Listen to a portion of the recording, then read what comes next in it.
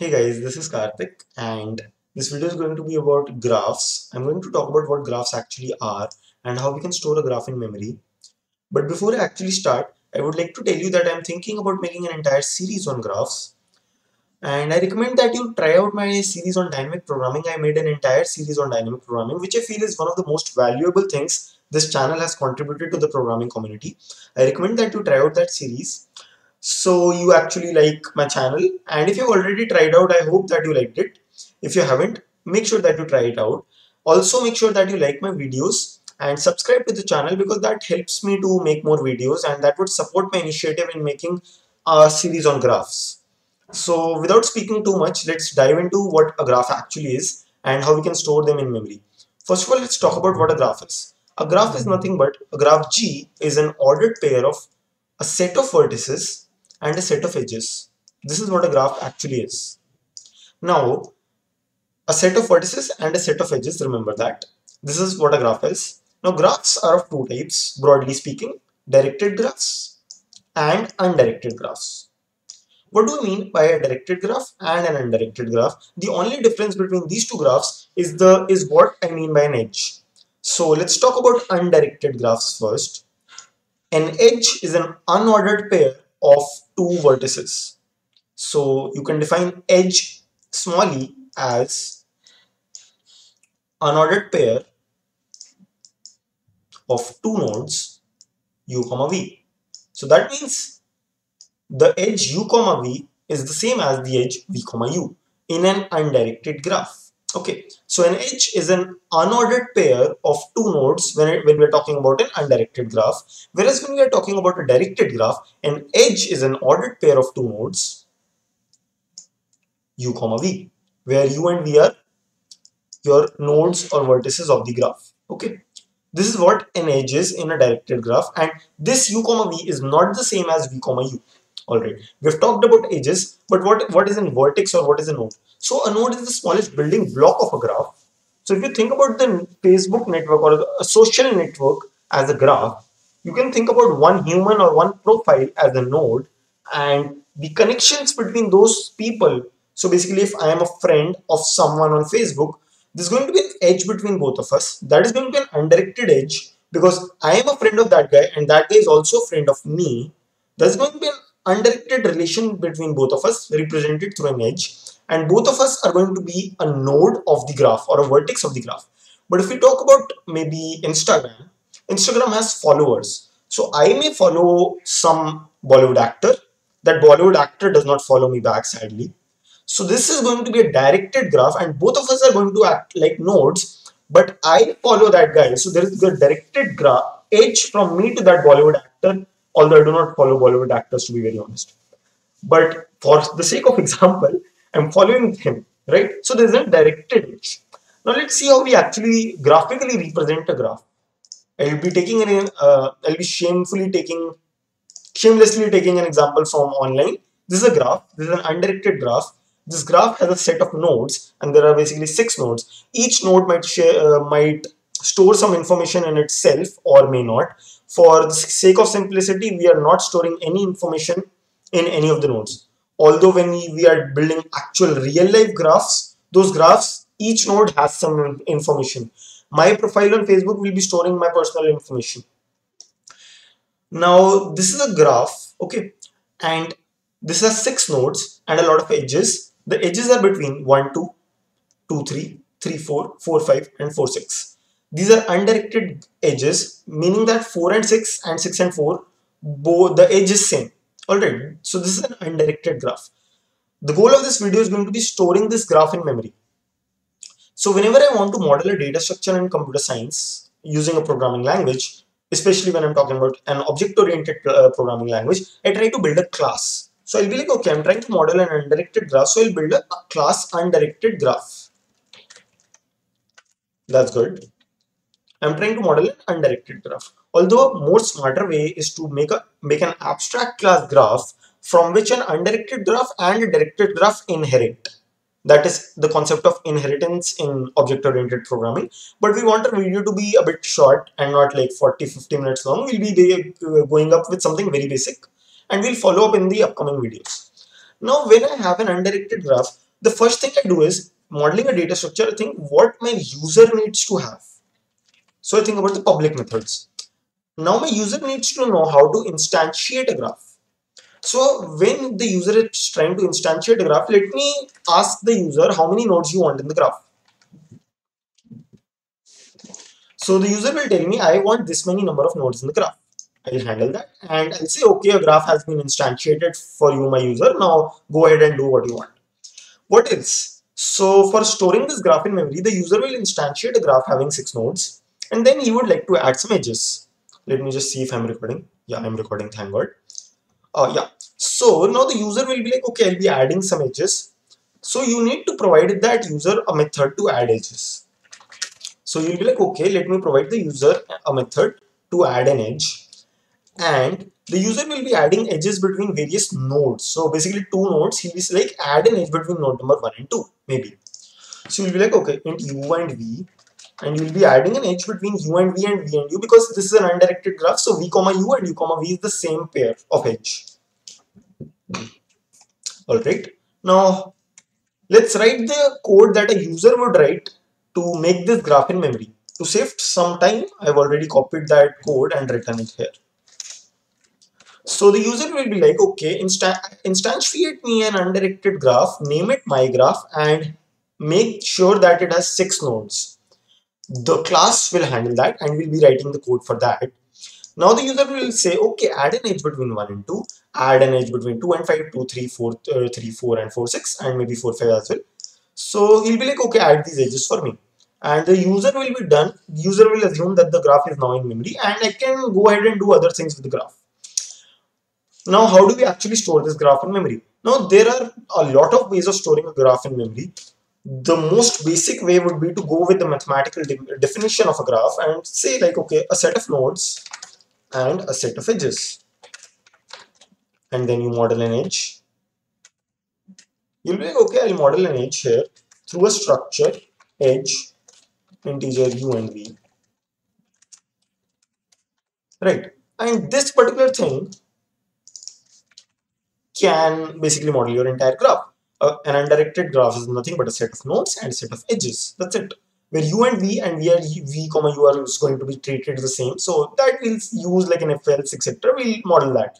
But this is the most basic way of storing a graph in memory. We will not be using that. One of the most popular ways of storing a graph in memory is the adjacency list representation. So what you do in the adjacency list representation is that for every node of the graph, you maintain a list. So list number 1, list number 2, and so on till list number 6. And for node number 1, you maintain who are the people directly connected to node number 1 or what are the edges that contains 1 comma something or something comma 1. So if you look at this graph here, an example, then the adjacency list of 1 is going to have 2 and 5 because there's an edge from 1 to 2 and 2 to 5 and 1 to 5, sorry. Similarly, the adjacency list of 2 is going to store 5 and 1 and 3 as well. So 1, 3 and 5 maybe. Similarly, for 6, we are going to only have 4 because only one edge exists that contains 6 as one of the what do you call u comma v, right?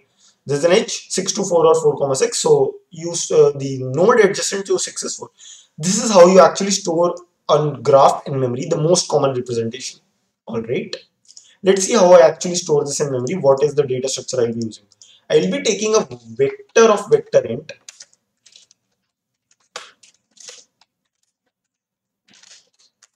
and I'll call it adjacency list of my graph.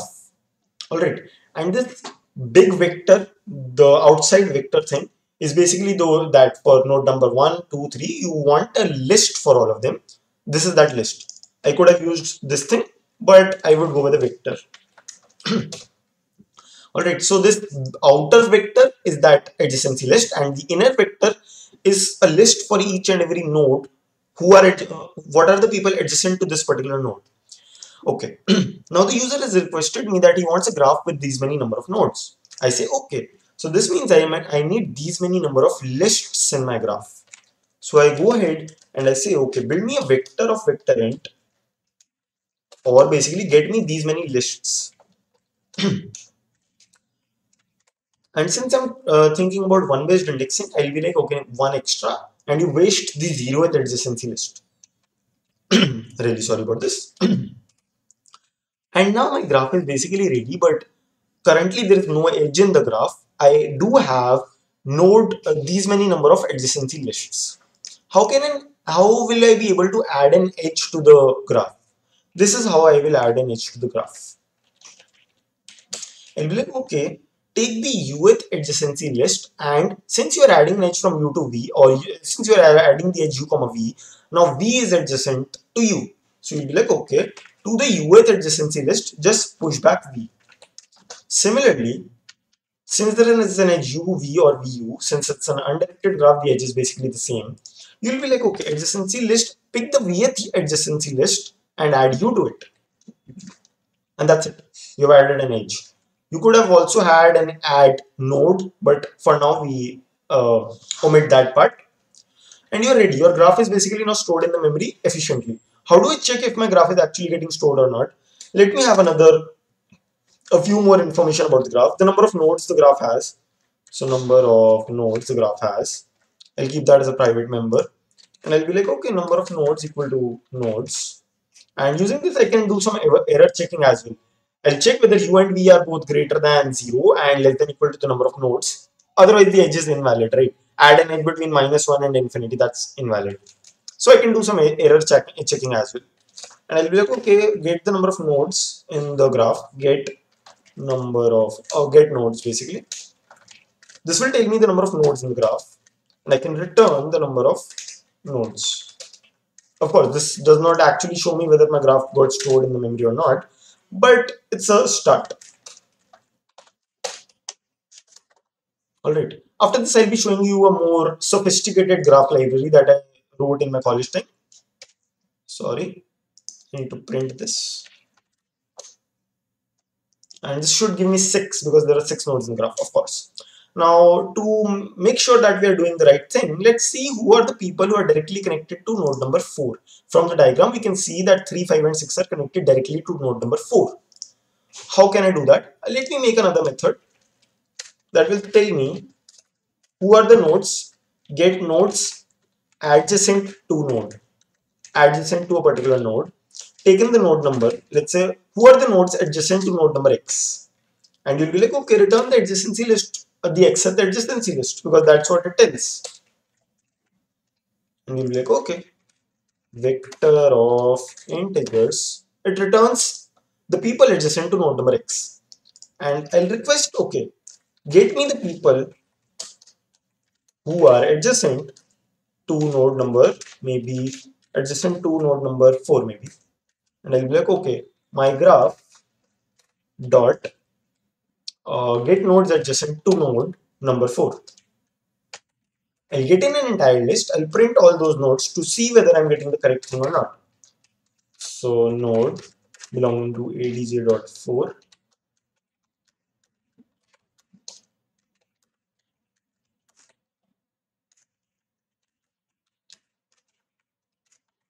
And we're done. This should print out 3, 5 and 6, I guess. Yeah, 5, 3, 6.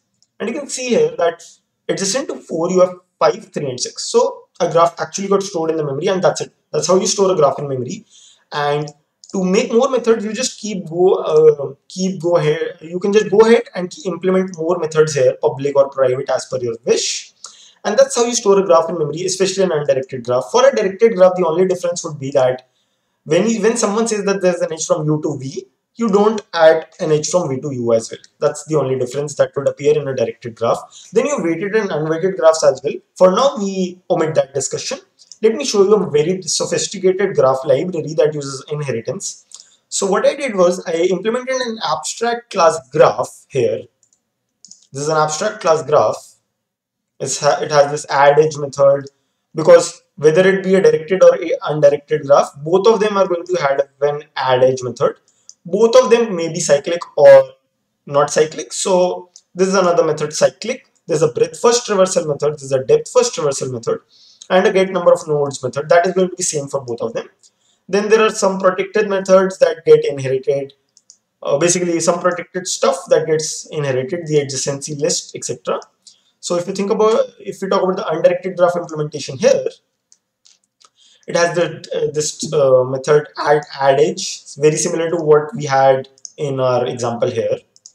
And then you have is cyclic method, whether the graph is cyclic or not, and a lot of other stuff. So the idea was to give you a basic intuition of what a graph is and how you can go ahead and store it in memory.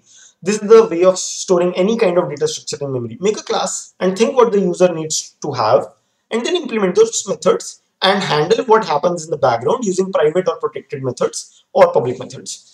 Hopefully you like the video. Make sure that you like, share and subscribe. If I do get enough likes and subscribes, I'll definitely continue the series. Tell me in the comments if you liked it. Even if you don't like it, just hit the comment that actually supports the YouTube algorithm. Bye guys, thanks for watching the video.